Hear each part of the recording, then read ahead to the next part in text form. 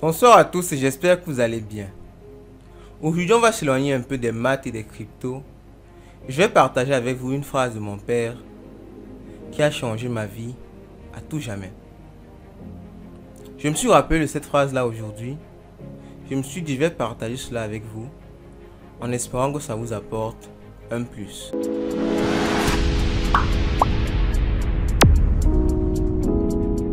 Un jour, lors d'une conversation avec mon père, on parlait d'un monsieur très dynamique, mais qui n'a pas une très grande réussite dans le monde des affaires. Et notamment, je lui disais que le monsieur en question souhaite lancer un autre business, une quincaillerie. Mon père, surpris, me rétorqua, « Mais si on lui donne tout l'argent de Yaoundé, qu'est-ce qu'il va faire avec ?» Cette phrase-là, sur le coup, m'a paru très amusante et on en a ri pendant beaucoup de temps. Mais c'est après avoir médité cette phrase-là que j'ai compris qu'elle était très profonde et que de là, on pouvait dégager plusieurs éléments très pertinents dans la réalisation d'un business à succès ou encore d'un investissement à succès. Avant de souligner les éléments qui sont pertinents dans cette phrase, il est très important de situer un peu le contexte. Je vais justement vous donner une petite description du monsieur en question et je crois que chacun de nous pourra s'y reconnaître.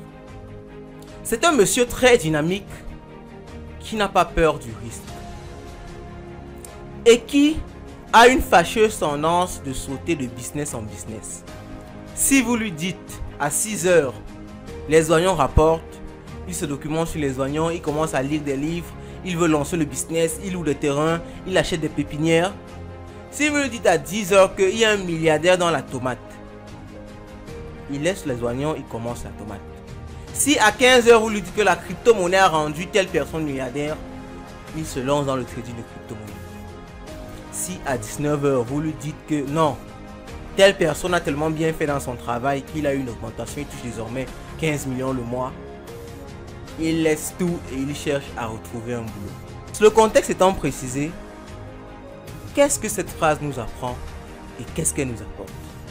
Si on lui donne tout l'argent de Yaoundé, qu'est-ce qu'il va faire avec?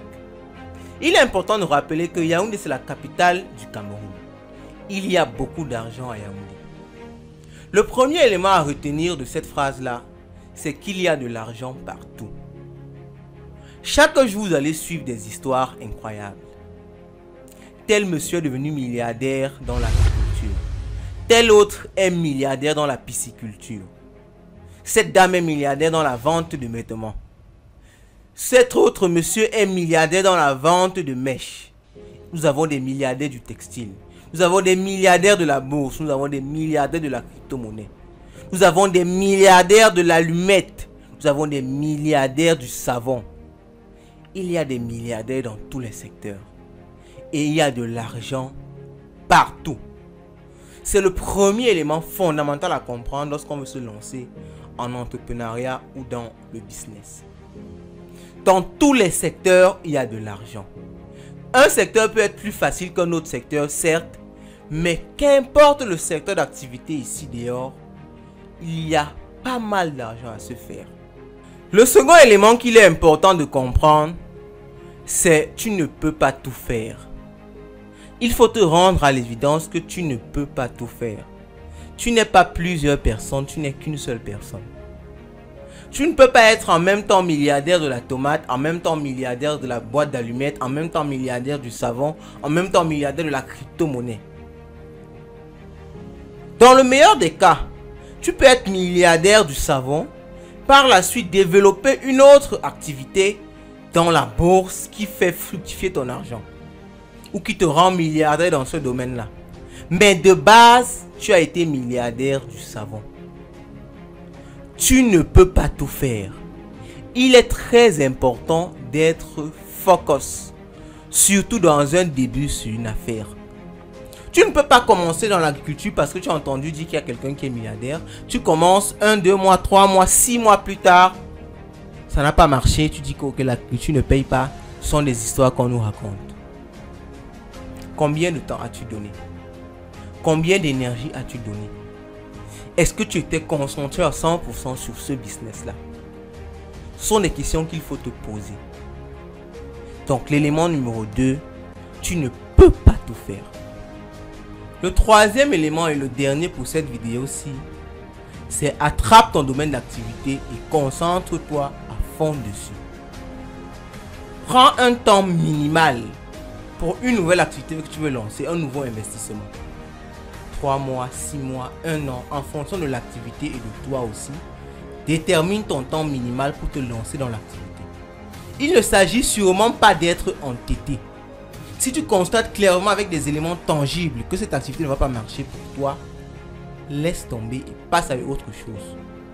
Il ne s'agit pas de rester focus parce que dès le début tu avais dit je devais me lancer dans ça. Non, il ne s'agit pas d'être entêté. Attrape ton domaine d'activité, donne-toi un temps minimal, lance-toi sérieusement en te donnant à 100%. C'est après ce temps-là que tu pourras juger. Cette activité s'y marche, je vais continuer. Le problème en général avec les informations qu'on a dehors, c'est qu'on entend des événements, pas des processus. Lorsque vous entendez que quelqu'un est devenu milliardaire à la télé, on vous a parlé de l'événement devenir milliardaire. On ne vous a pas parlé du processus. Quelqu'un est milliardaire dans l'agriculture. Depuis combien de temps ce monsieur fait dans l'agriculture? Certes, il y a des cas de chance. Nous ne sommes pas là pour parler de ça aujourd'hui, car la chance c'est un phénomène qu'on ne maîtrise pas. Et d'ailleurs, on dit que chacun crée sa chance. Quelqu'un est milliardaire dans l'immobilier. Depuis combien de temps ce monsieur fait dans l'immobilier? Dans la majeure partie des cas, ce n'est pas un jour, ce n'est pas un an. Ça fait peut-être 10 ans, 15 ans qu'il fait dans l'immobilier. Avant qu'il devienne milliardaire aujourd'hui. On nous parle trop d'événements, mais pas de processus. Et sur cette chaîne, nous présentons le processus.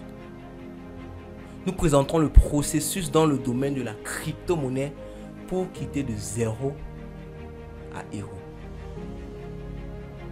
Méditez cette phrase-là et dites-moi ce que vous en pensez en commentaire de cette vidéo. Moi, je vous souhaite de passer une bonne soirée et je vous souhaite le maximum d'argent. Car comme on dit chez nous, l'argent, c'est le nerf de la guerre.